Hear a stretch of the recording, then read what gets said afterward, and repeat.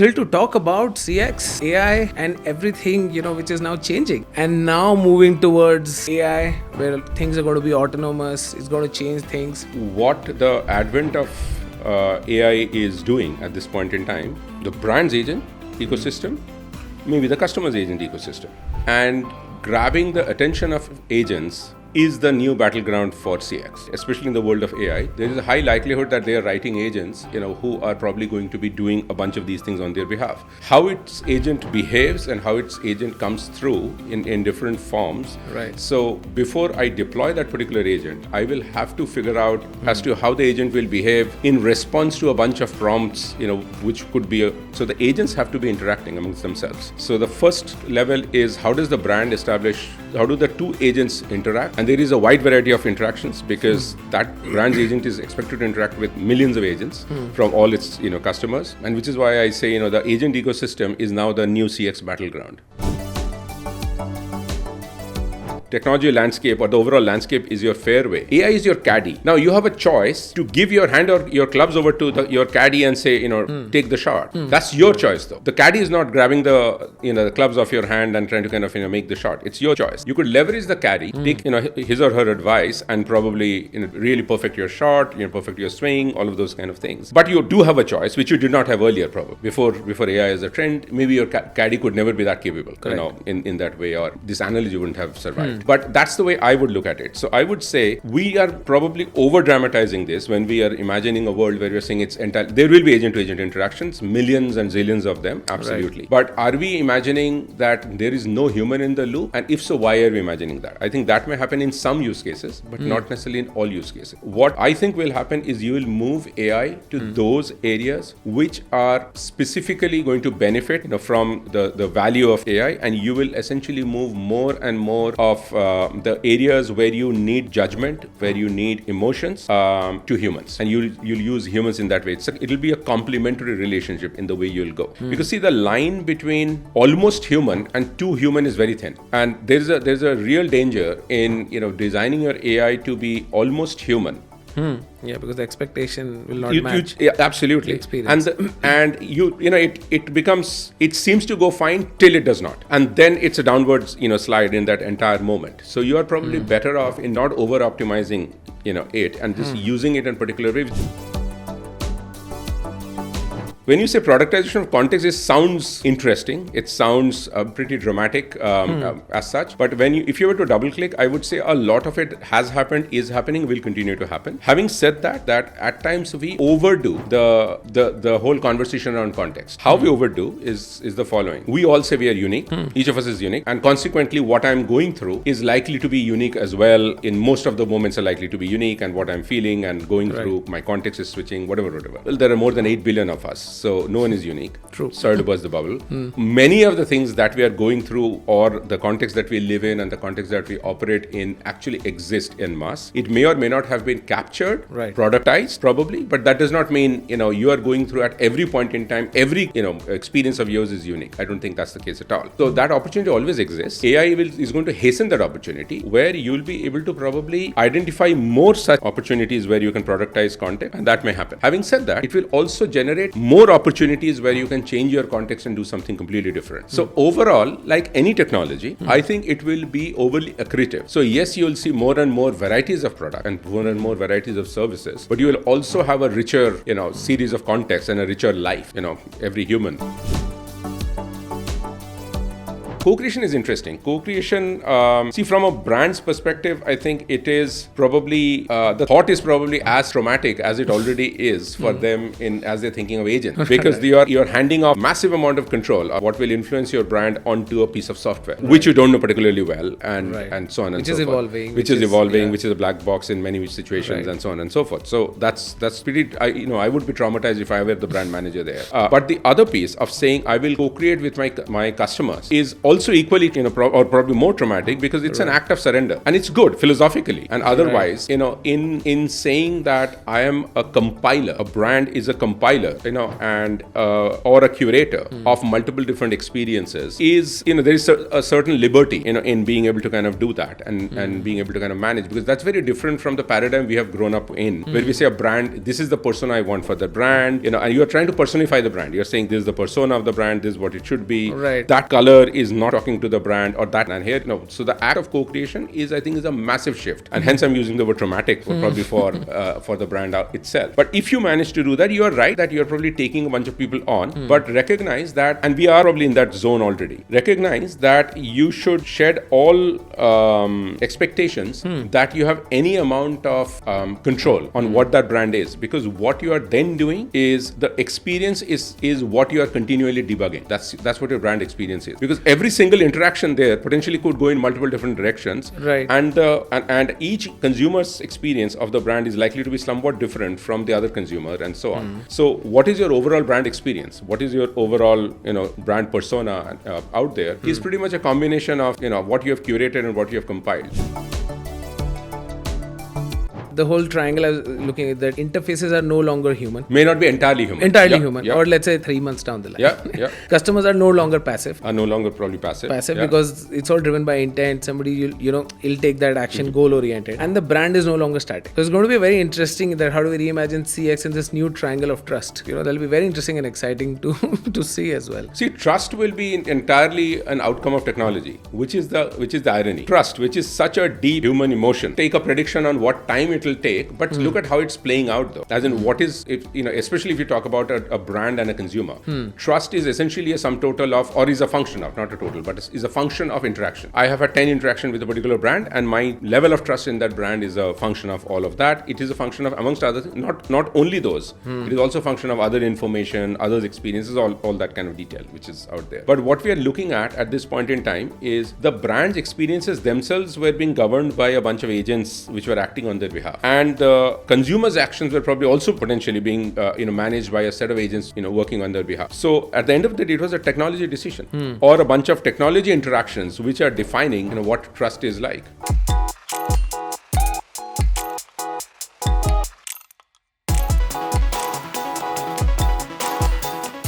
Hi everyone, welcome to another episode of CX with Chopra, where we talk about everything customer experience. And today I'm thrilled to welcome our guest, Mr. Shubhradeep Guha, who's at the forefront of the whole digital transformation. He's seen the fall and rise of the internet.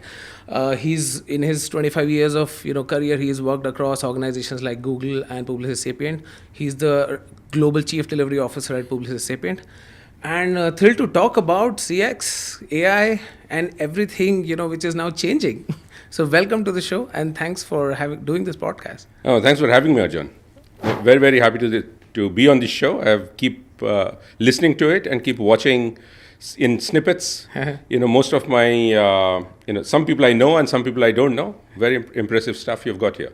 Thank you. I want to talk about, how do we, engineer trust, spontaneity, emotional resilience at scale in a world which is soon going to be run by machines.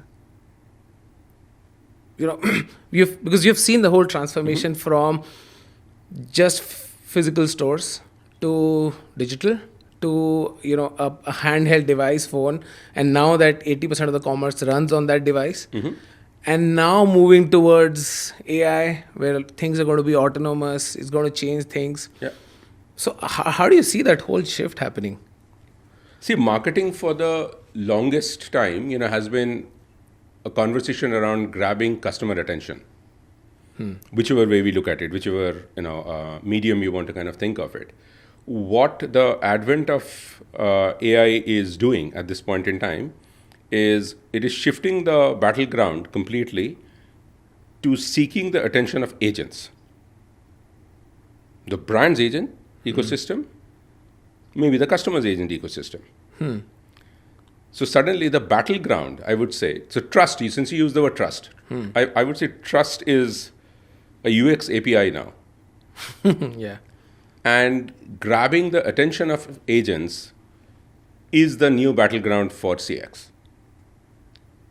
That is where we are talking. Now here's why. What is a brand trying to do? A brand is trying to get hold of the right customer, for whatever they stand about, whatever product or service they may have.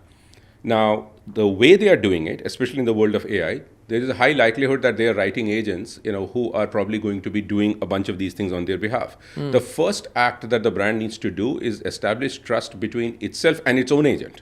Right. How its agent behaves and how its agent comes through in different forms itself is going to be a reflection of the brand. Right. So before I deploy that particular agent, I will have to figure out how that agent is representing what I stand for, what are my attributes, how will it come through. And you are looking at a situation which is not definitive. Unlike a software program, as such, where what you code, you could, with a round of testing, you could eventually predict very clearly and say it will behave in a particular way. Right. This is, quite different from that, as in it does involve software and everything else. But your ability to definitively predict as to how the agent will behave in response to a bunch of prompts, which could be of a wide variety themselves and from a whole sets of different setups and consumers, is not very high. So you are not, playing on prediction. All right. You are probably playing on optimization. Now, optimization is interesting, and you could optimize against multiple different inputs and so on. But optimization also can kill the spontaneity, which is also a critical attribute of a brand. Right. So I would say it's a complex three-way step in its eventual form. And if you were to imagine, something probably a few months out, things that have so collapsed in time nowadays that in the future is probably like 3 months away. So let's say 3 to 6 months away.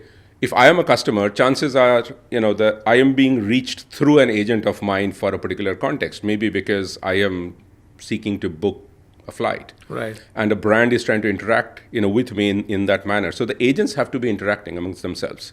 So the first level is, how does the brand establish trust with its own agent? How do the two agents interact? And there is a wide variety of interactions, because that brand's agent is expected to interact with millions of agents from all its customers. And how do those two come about in guaranteeing an outcome which eventually will be judged by the consumer, and what will be judged is the brand.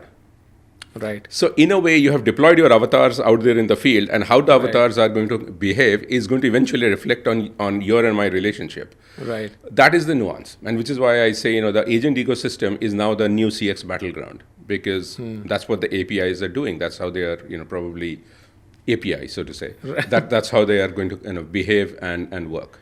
But it's interesting because we look at it could happen in the next 3 months, right? I think the rate of innovation, somebody was saying that it's at the speed of, I think 14,000 years per year.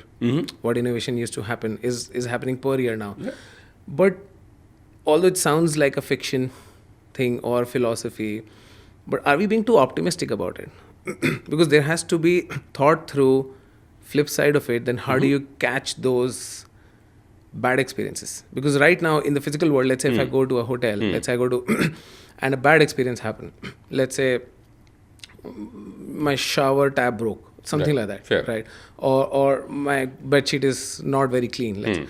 Now how that brand's response to it, let's say how a Taj would do, how a Marriott would do, how any a unique boutique like a Stay Vista would do, would differentiate the connect I would have with the brand. Fair. Yeah. Because I understand as a user, there'll be bad experiences, but then how do they recover from there? See, the role of technology, I would say we overestimate the role of technology in the short term, and we underestimate the role of technology in the medium term.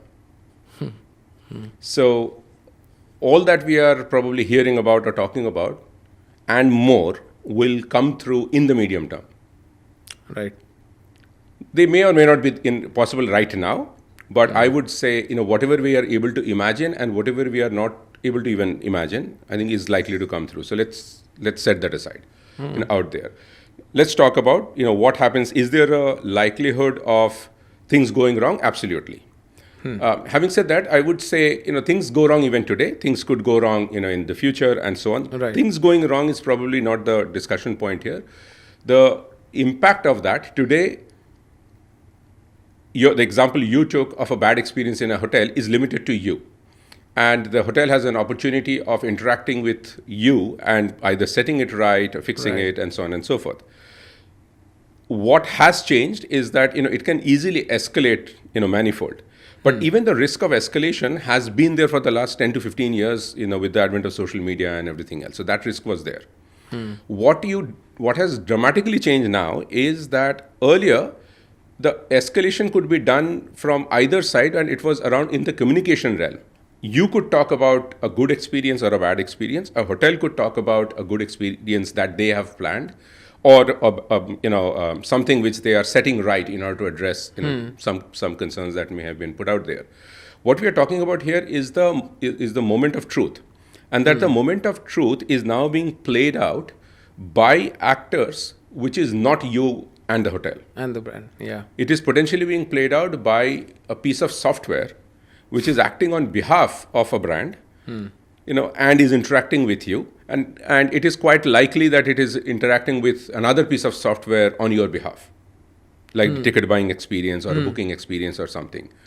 In some situations, it may be interacting directly with you. If you have called in to make a complaint, for example, or if you have called in to make a booking, and the other thing is an AI agent, then it's interacting with you. So that's what has changed. So what we are talking about then is the agency, and there are lots of puns here, so we need to kind of watch it. So there's the agency you are giving your agent is pretty much, where probably your risk lies if you are a brand. And you're saying, how confident do I feel, given the nature of this technology, that this will behave in a consistent manner as I would want it to behave, given my brand.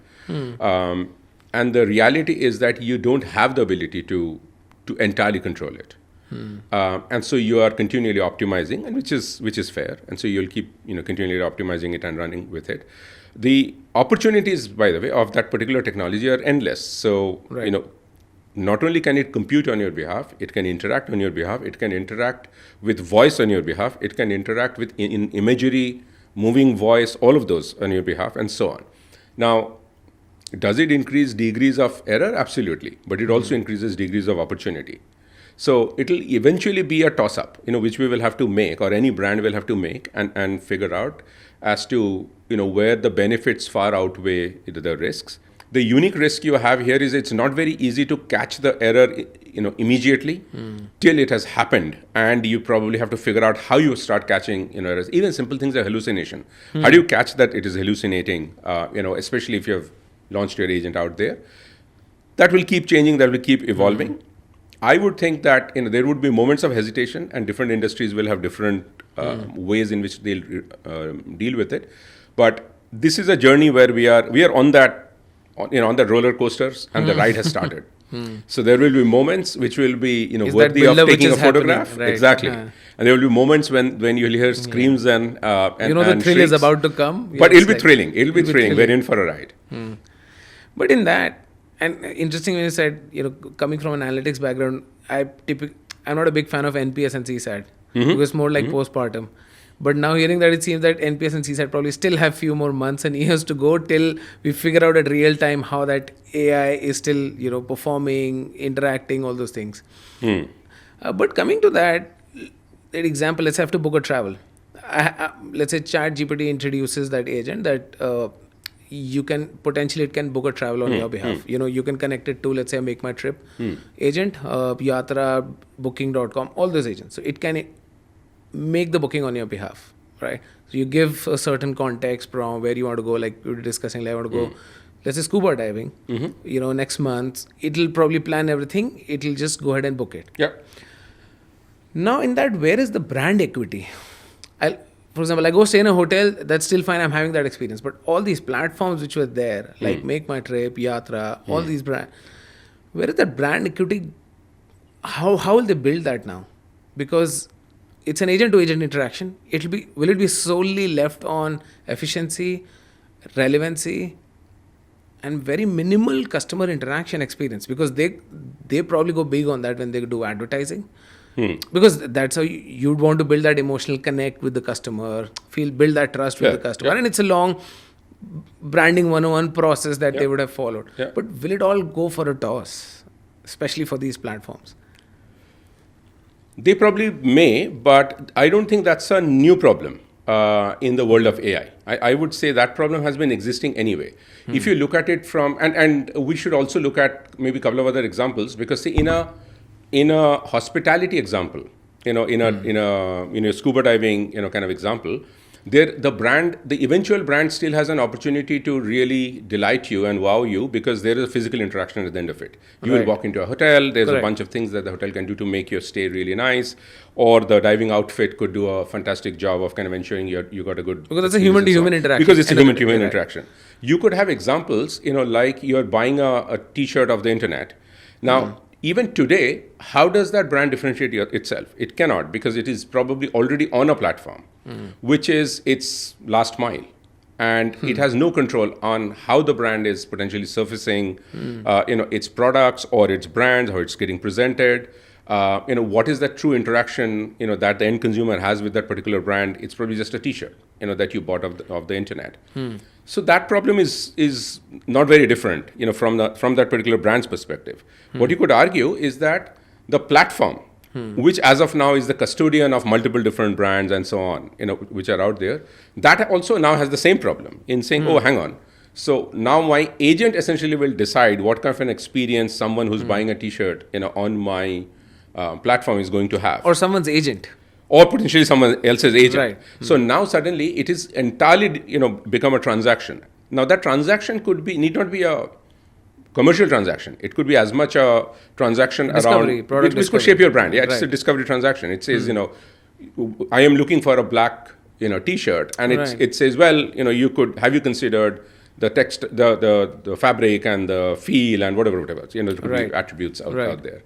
So I think it's not a new problem. So the agents are doing it. It's what you need to figure out is the previous point of what is the relationship between that brand and its agent, and what does it want that agent to accomplish. What is also interesting here is what is the role of the human, in this entire piece. Now, one of the things I would say we are all guilty of in contributing to is we talk about AI in a way as if it is going to replace kind of sunlight. We attribute some magical quality on top of AI, and we often are probably not taking into consideration the fact that it is a very, very capable utility. But how and where you deploy it, humans still have the ability to kind of figure out as to where and how to deploy it and how to leverage it and so on. I will not get into some of the dystopian stories that get put out there and all of that. I don't know as much about it, so let's park that. But if I were to look at it, my analogy would still be, if the technology landscape or the overall landscape is your fairway, AI is your caddy. Now you have a choice to give your hand or your clubs over to your caddy and say, take the shot. That's your choice, though. Right. The caddy is not grabbing the clubs off your hand and trying to kind of make the shot. It's your choice. You could leverage the caddy, take his or her advice, and probably really perfect your shot, perfect your swing, all of those kind of things. But you do have a choice, which you did not have earlier, probably before AI is a trend. Maybe your caddy could never be that capable, in that way, or this analogy wouldn't have survived. But that's the way I would look at it. So I would say we are probably over dramatizing this when we are imagining a world where we're saying it's entirely, there will be agent to agent interactions, millions and zillions of them, absolutely. But are we imagining that there is no human in the loop? And if so, why are we imagining that? I think that may happen in some use cases, but not necessarily in all use cases. What I think will happen is you will move AI to those areas which are specifically going to benefit from the value of AI, and you will essentially move more and more of the areas where you need judgment, where you need emotions, to humans. And you'll use humans in that way. It'll be a complementary relationship in the way you'll go. Because see, the line between almost human and too human is very thin. And there's a real danger in designing your AI to be almost human. Yeah, because the expectation will not match. Absolutely. The experience. It seems to go fine till it does not. And then it's a downwards, slide in that entire moment. So you are probably better off in not over optimizing, it. Do you foresee that it's going to, we are seeing a shift now, talking about productizing context now. For example, like how Amazon Go, like the whole physical experience is the product in a way. No, absolutely, absolutely. I think that will happen. That has been, the attempts have always been there. You would want to, the very promise of a product is to be able to kind of take a frequent enough situation or a use case, including context of that particular use case, and solve for it. And whichever way you think of that, as in the context of, say, if you have 2 or 3 varieties of cars that you could hail on any of the ride-sharing apps and so on and so forth, they are trying to solve for a context in saying, do you want a big car, do you want a small car, do you want a nice car, because you probably are going to an important enough event, or you're going to an important meeting, and all of those kind of stuff. So they are trying to kind of encapsulate that context in a particular piece of their solution offering or a product. So that is happening and has been happening, will definitely happen. AI will enable it and will make it simpler. AI will probably, let's just go back to, in fact, why even AI? Just go back to data and analytics, which is a field we are all very familiar with, and that alone can empower you and say that here are the number of instances where a particular combination of a context and a need and a consumer need coexist. Correct. And so if you can build a product around it, by all means go ahead and build it.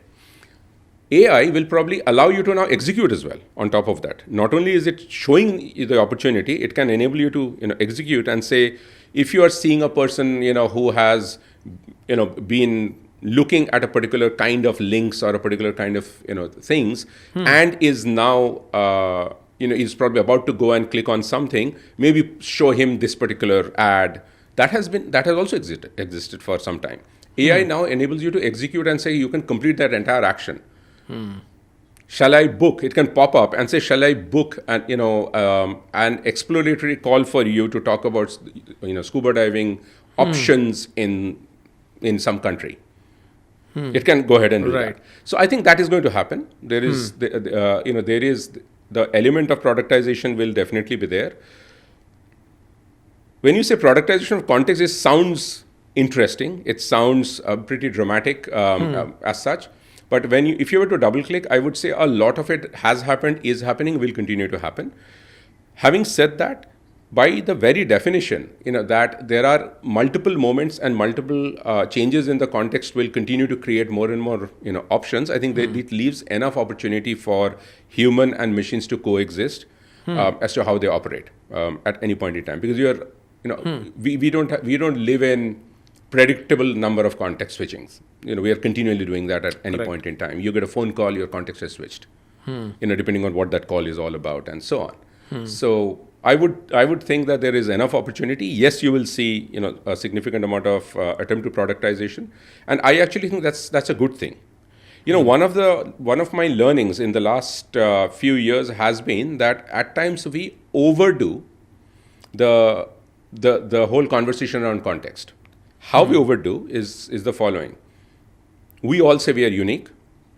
Each of us is unique, and consequently, what I'm going through is likely to be unique as well. In most of the moments, are likely to be unique, and what I'm feeling and going through, my context is switching, whatever. Well, there are more than 8 billion of us, so no one is unique. True. Sorry to burst the bubble. Many of the things that we are going through, or the context that we live in and the context that we operate in, actually exist en masse.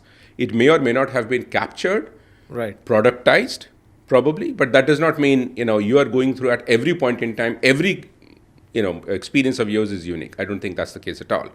So that opportunity always exists. AI is going to hasten that opportunity, where you'll be able to probably identify more such opportunities where you can productize context, and that may happen. Having said that, it will also generate more opportunities where you can change your context and do something completely different. So overall, like any technology, I think it will be overly accretive. So yes, you will see more and more varieties of products and more and more varieties of services, but you will also have a richer, series of contexts and a richer life, every human. As a result of this. I don't want to stretch this given the broader milieu we are in, but I do believe that just looking at the opportunities of service as software, there's a lot of things which were wrinkles in services, that we were experiencing, which would go away, with the power of AI, which is out there. Because interesting, I was reading that what is better, a poorly trained human agent or an emotionally flat AI agent? Which one would be better? See, AI, and this is one of the conundrums. I think, as I was saying earlier, we often overemphasize or dramatize the impact of anything that is current and hot at the moment. Just like we say, these times are bad and the past was better and so on and so forth. It's an irrational thing. It's rationally, you can probably argue it in multiple different ways and so on. I would say here again, we are imbuing probably way too much human elements onto AI in this piece, and we are expecting empathy from AI. It may happen, may not happen, and probably is happening in some little lab somewhere and so on and so forth. I would look at AI as a mechanism of augmenting empathy. And this is where, how you leverage AI is probably going to be really, really important. Because the impact here is AI will tell you how to react or what to do in that particular moment. But whether to do it in that moment is still a human call probably. And that is the difference between the emotion that you are expecting, which AI may or may not be able to take. So at times, the power of silence is such that it can be way more emotive, than a bunch of AI actions, which are being done in that particular moment. And that is the distinction which you are bringing in, and which is why I would say, you are, not only are you talking human in the loop, but you are saying there is an active role of the human, in how you complement it. Individual use cases can potentially be seen as entirely human managed or entirely machine managed. But an overall context, if you were to kind of look at and say, what is my interaction with the brand and my overall experience of the brand? In most cases, I would think I'm sure there would be examples which are out there, like an insurance company, you would probably say that you may not have as much moments of where you would need as much empathy, except if there's a mishap has happened and you are trying to kind of do a claim and so on. So you could go on for your car, you could go on for years altogether where it's just a transaction. Correct. Yeah. You pay your premium, you get your policy document, and life goes on, kind of a thing. So there are exceptions like those, but the brand will have opportunity in its overall life cycle, which it has with its consumers. There will be multiple opportunities to be able to balance that out. What role does AI play? And I think it will have to play a role where it is augmenting. So it is not enough for a brand to empathize. Earlier, I would argue, before many of these technologies, you could empathize maybe. You couldn't do much about it though.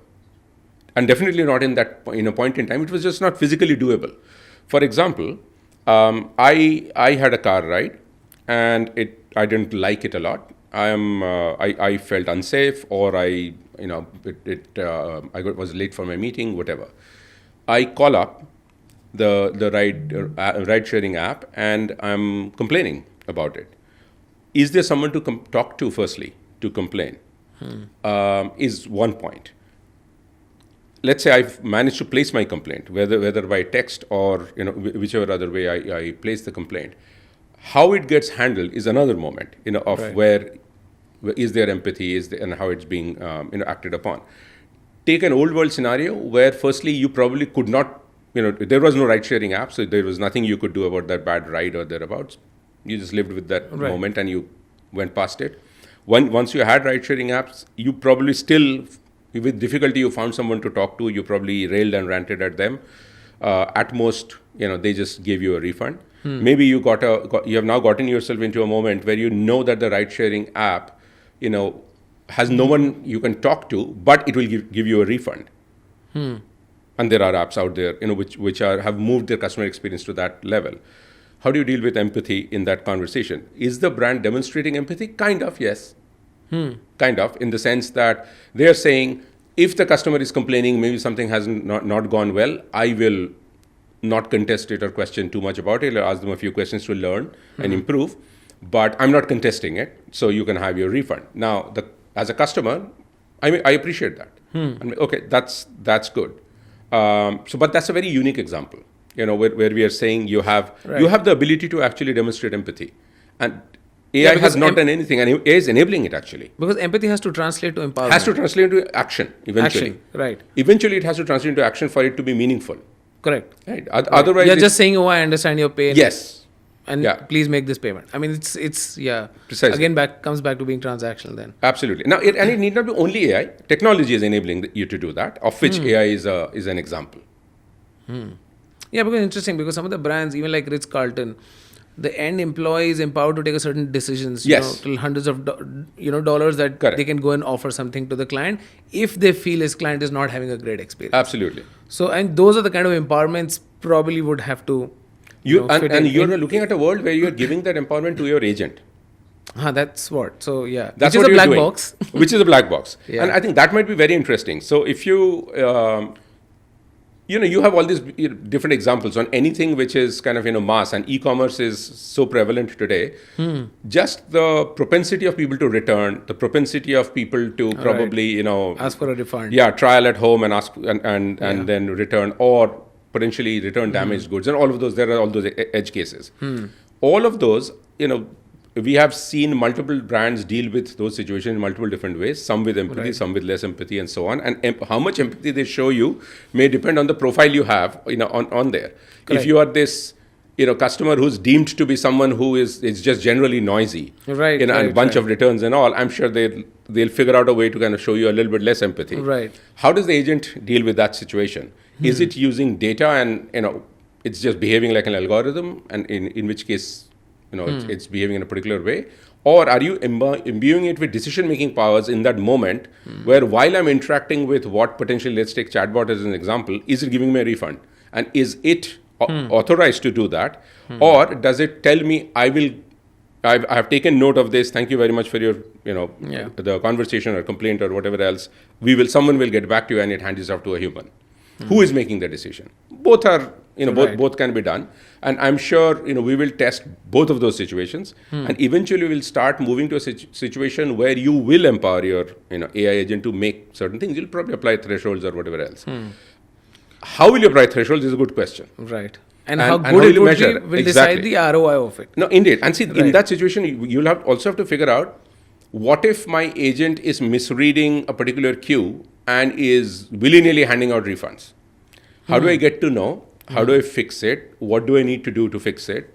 I think those are the conversations which are already happening. Exciting thing that I am also looking forward to is that, although we've been talking about personalization at scale, maybe we would have overestimated it, maybe till now. But with the advent of whole AI agents, it'll be very interesting, because now even the websites or the app, it's not going to be one size fits all, or having just 100 variants.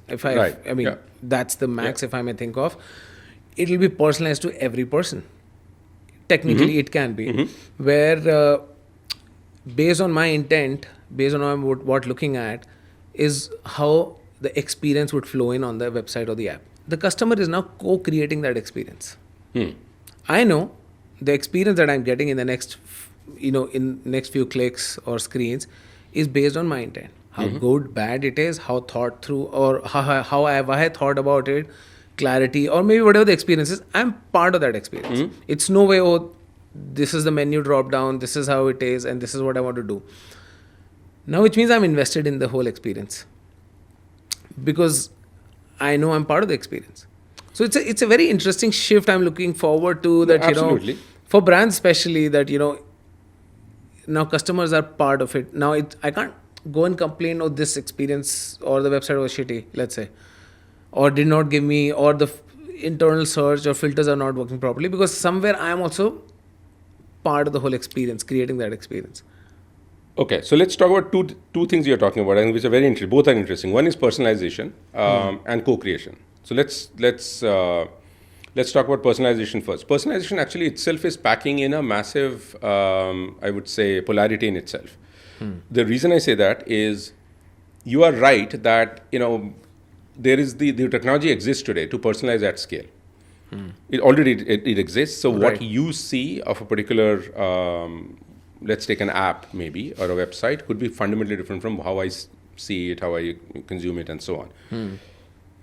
But what is also true at this point in time that, just as today I could potentially create a website, in a matter of minutes, with the right set of prompts and so on.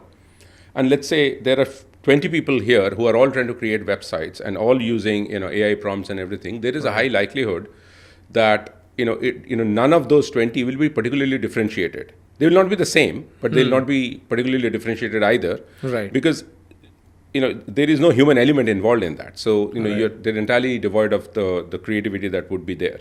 So both the polarities exist. So yes, there is an opportunity for you to personalize at scale, but there is probably also the opposite which could be there, that nothing is differentiated in that world. So I think that's a polarity. And I'm calling it a polarity because there is no answer there. There is no easy answer there. The answer is, again, takes us back to the fact that, you're looking at a human and AI kind of world. It's a twin engine kind of plane, so to say. The other one, which is where you're talking about co-creation. Co-creation is interesting. Co-creation, see, from a brand's perspective, I think it is probably the thought is probably as traumatic as it already is for them as they're thinking of agents, because you're handing off massive amount of control of what will influence your brand onto a piece of software. Which you don't know particularly well, and so on and so forth. Which is evolving, which is a black box in many situations, and so on and so forth. So that's pretty. I would be traumatized if I were the brand manager there. But the other piece of saying I will co-create with my customers is also equally, or probably more traumatic, because it's an act of surrender, and it's good philosophically and otherwise. In saying that I am a compiler. A brand is a compiler, and or a curator of multiple different experiences. Is there is a certain liberty, in being able to kind of do that and being able to kind of manage, because that's very different from the paradigm we have grown up in, where we say a brand, this is the persona I want for the brand, and you are trying to personify the brand. You're saying this is the persona of the brand, this is what it should be. Right. That color is not talking to the brand, or that tone is not talking to the brand, and so on. And here. So the act of co-creation is a massive shift, and hence I'm using the word traumatic probably for the brand itself. But if you manage to do that, you are right that you're probably taking a bunch of people on, but recognize that, and we are probably in that zone already. Recognize that you should shed all expectations that you have any amount of control on what that brand is, because what you are then doing is the experience is what you are continually debugging. That's what your brand experience is. Because every single interaction there potentially could go in multiple different directions. Right. And each consumer's experience of the brand is likely to be somewhat different from the other consumer, and so on. So what is your overall brand experience? What is your overall, brand persona out there is pretty much a combination of, what you have curated and what you have compiled.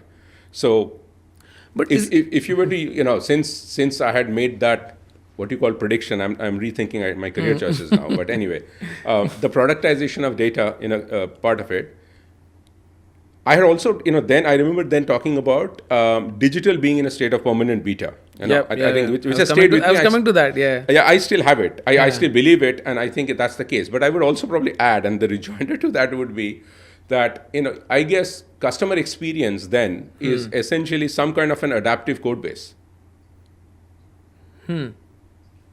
Adaptive. And it's a code base, because that's the technology seems to be defining, most of it and so on, and it needs to be adaptive. So I would say customer experience is an adaptive code base. And consequently, the adaptiveness of it comes in, and the element of technology comes in. Which is quite interesting. Customer and experience, both of them are significantly softer, human-centric words. And the influence yet, I would say, is so of technology is so heavy that would be the way I would think of it. So the brands are shifting from a permanent beta to live algorithms now. You could say so adaptive algorithms or live algorithms. Yeah. Because it's interesting, the whole triangle I was looking at, that interfaces are no longer human. May not be entirely human. Or let's say 3 months down the line. Customers are no longer passive. Are no longer probably passive. Because it's all driven by intent. Somebody, he'll take that action, goal-oriented. And the brand is no longer static. So it's going to be very interesting that how do we reimagine CX in this new triangle of trust. That'll be very interesting and exciting to to see as well. See, trust will be entirely an outcome of technology, which is the irony. Trust, which is such a deep human emotion. But are we overestimating that in the short run? Well, as in, I wouldn't take a prediction on what time it will take, but look at how it's playing out, though. As in, what is, especially if you talk about a brand and a consumer. Trust is essentially a sum total of, or is a function of, not a total, but is a function of interactions, right? I have had 10 interactions with a particular brand, and my level of trust in that brand is a function of all of that. It is a function of, amongst other things, not only those. It is also a function of other information, others' experiences, all that kind of detail, which is out there. But what we are looking at this point in time is the brand's experiences themselves were being governed by a bunch of agents which were acting on their behalf. Fair? And the consumers' actions were probably also potentially being managed by a set of agents working on their behalf. So at the end of the day, it was a technology decision or a bunch of technology interactions which are defining what trust is like. You are looking to book a holiday in a nice place in a nice destination. The act of booking is happening on some third-party aggregator website, right, which actually has written an agent which is doing the booking on your behalf, and is interacting with your agent potentially, or is reacting with your prompt which you have put out there, right? In your tool of choice, your AI tool of choice, and that's where the actual action has happened. The relationship of trust between an individual, you in this case, with the aggregator's brand, the destination itself, and the property, for which you booked, all three relationships were influenced entirely by technology. Looking at how capitalistic things are, the whole push and pull of power, who would eventually own the agent? Will it be the customer or the platform or the brand? That's a good question. Because that will influence what I'm going to do. Because after a point, there will be certain dependency on it. No, absolutely. Absolutely. But look at it this way. I think that issue, some part of that issue, I think, has forever been, with us. I don't think that, and the entirety of that issue, I don't think should be put on AI. I would say, see, if I had a butler, and my butler, buys all groceries for me, that decision was delegated to that particular person. And he was continually buying groceries for me, and that was deciding not only my relationship with the brand which who's supplies the milk which I have, or the eggs, or whatever else I'm buying, but even the choices of what I'm having has been delegated to that particular individual. In that sense, as in whether he buys greens or not is based on I have delegated that decision, or what greens or what, and based on my daily interaction, he will decide precisely. So now what you have done is your butler has been replaced by an AI butler. And who is probably making even more decisions than you would have trusted the butler to make. Like, I wouldn't have asked my butler to go buy insurance for my car, but I'm trusting my AI agent to kind of go figure that out, or whatever. Or I'm trusting someone else's agent, in fact, and saying that there is an agent. Someone probably has written, some third party app probably exists, and which is saying, based on your inputs and everything else, we will go complete this transaction for you. That is quite likely to happen. Maybe we should just write. But that's interesting. Do I employ that butler, or the butler comes, let's say, from a restaurant? Then there's conflict of interest because restaurant will sell where they have high margins. See, here's a business idea actually, and maybe we should quickly go ahead and invest in that or build this out. What prevents anyone from floating a service where we say, I will write your agents. I will write, my agents will be personalized to you, and they will make those decisions to be as close to what you would have made. Right. What am I offering? I'm offering partly convenience. I'm probably also offering a better life or some promise like that, because I'm saying I'm going to use all the inputs that you have more rationally than you would have used, as such, and make better decisions on your behalf. I'm your agent. Yeah. And I don't think we're very far away. You can do that today. Right. The technology Agreed, exists to yeah. do that today. So if you are in that world, for some of your activities, you may have actually set it off and said, Right. today we already, we have been doing investment decisions have been delegated, initially were delegated to people, you have been delegating it to certain apps. Right. They are already doing that. Many of those are actually, using AI technologies, Right. if not agents, some are using agents. You're Even making trading, pretty large- algorithm trading has been there, yeah. You're doing, some pretty large decisions are already happening. Right. So why not? Now, in that context, is it dystopian? Is it utopian? Is a good question. I would say technology has to be in the service of humanity, not the other way around.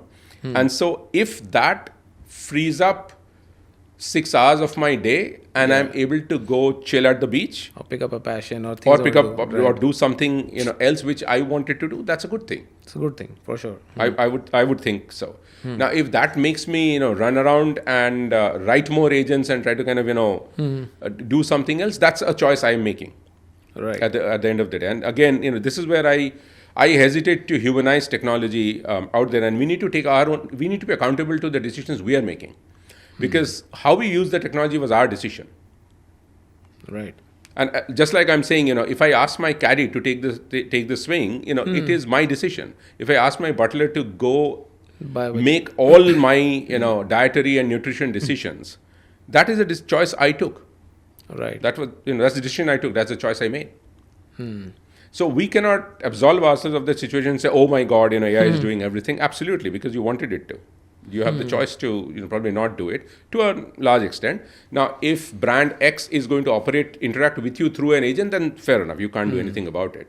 The voice you're speaking to is probably an AI agent, or the thing you are chatting with is probably an AI chatbot. Fair. Other than that, there are, many End of the day, others. it's adding value to human life. Otherwise, Which is how I would look at it. Right. I am pretty optimistic about the technology itself. I think, what it is enabling us to do. And since, as I said, since AI targets services, there is an opportunity, as long as you're not in the services business, in which case, you need to reinvent. And I think that's a separate conversation altogether. Yep. I think we are entering a world, where your offerings need to be at least a combination of people and products. If your offering is only people, then AI is coming after you. I would believe in sooner or later, in a big way. But as long as you're not that, kind of a firm, it's yet another advanced form of technology which is out there, and only good things, can come depending on how well we use it out there. The dilemmas, as we are discussing, many of the dilemmas existed. AI probably accentuates it by adding action on the back of, choices or even emotions, that it would take.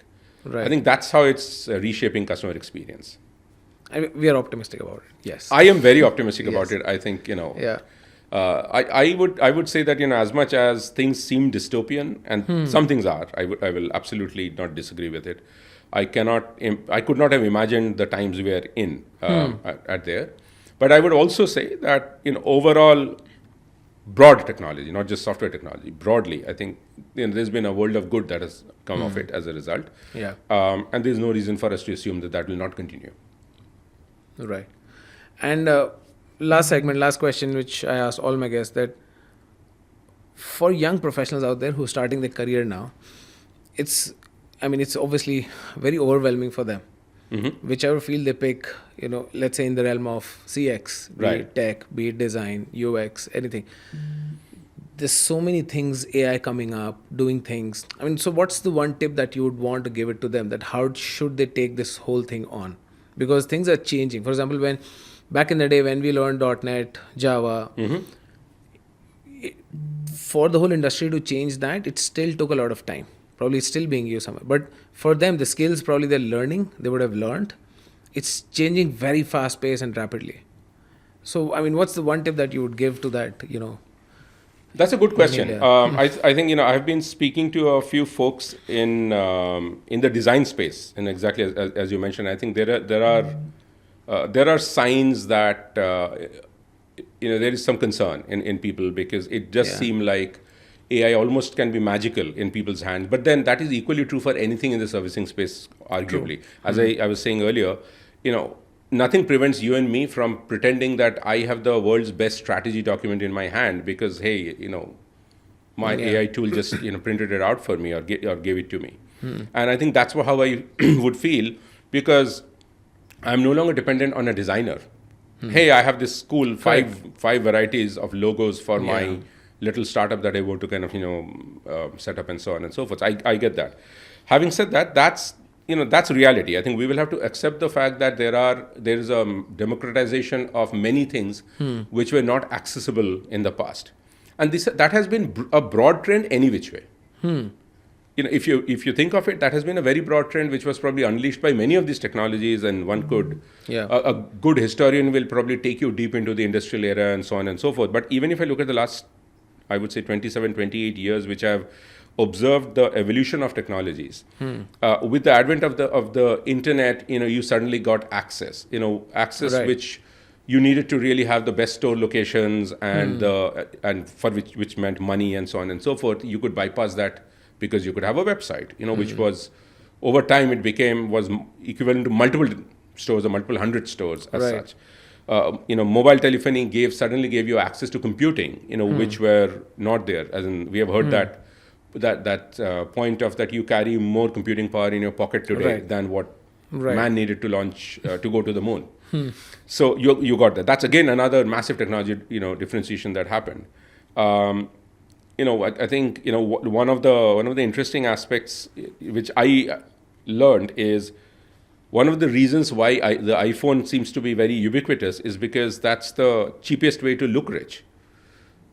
And again, there's a particular lifestyle and there's a particular feeling and sense of self-worth that has now been made accessible by products like those, which are out there. So the fact that things which you thought were exclusive to a particular set of people or set of things or something, that fact that it's getting democratized has always been happening. Earlier, you could not think of building a website if you did not have the technology skills. Over time, things started getting full stack and everything else. And now, today, you could build a website. You could have built 20 websites in the time we've been talking. And we have reached that spot. Ditto for design and all of that. Now, again, human choice. I can sit and mope about it, or I can accept the fact and say, okay, the only person stronger than me at this point in time is probably someone who is able to leverage AI better than me. True. So let me be that person. Let me embrace the technology and the possibilities it gets me. Anyway, continuous learning, I think, has been a reality for quite some time, which we have been seeing, which has been playing out. So let's learn some new skills and pick it up. It's a hustle, no doubt. But that, I think, has been playing out for quite some time. It's just that the pace has picked up. What used to take 5 years seems to be now taking 2 or 3 months at most, and so on, and things are happening really, really fast. So the pace has picked up. There is hustle, but the opportunities are there, which is why I continue to believe I'm very optimistic about the future. I think the opportunity is, except the fact that what you learned yesterday is not relevant at all. But then that's true. Kotler himself came by and rewrote his tenets of marketing and so on. And chances are, you would rewrite it all over again and then some at any point in time out there. And that's the reality. I think. So as long as learning agility is high, I think curiosity is high. Curiosity, number one, learning agility, I would say, and gumption or courage. Those are the three, I think. And those are some of the things, I think, the whole education system, what do you teach to kids, growing up, would be these skills going forward, because there's a very high probability what they're learning today is, or 12 years down the line when they're going to work on technologies which have not been invented now. No, indeed. In fact, so the whole joke there I use, internally, when we talk about learning, have this expression of hard skills and soft skills. And my point is, your soft skills are actually the hard skills, frankly. Because what you're calling the hard skills are probably going to be obsolete in another skills. 2 years. So you'll have to relearn them any which way. The so-called soft skills are actually your hard skills, and those are the ones, if resilience. Those are differentiators. Skill. That's a differentiator. Whether you have how you deal with a situation where the cheese is continually getting moved. I think is a hard skill. Whether you have the courage and the curiosity and the ability to learn and the ability to problem solve, I think all of those are hard skills, and which will sustain you and allow you to reinvent yourself, and frankly, if agents are ruling the roost, then build some for yourself. create time for yourself and then do something else which you either want to do or need to do. Right. Amazing. Thank you so much. I mean, for all the absolutely. insights. Thanks for having me. Even I have to look, I'll go through this episode, I think 3-4 times to understand, all the concepts. But thank you so much. I'm sure the audience also would have, gained a lot of perspective after hearing from this 1 hour of conversation. So thank you. And keep watching CX with Chopra for more such conversation. And do like, subscribe for being updated on all upcoming episodes. Thank you.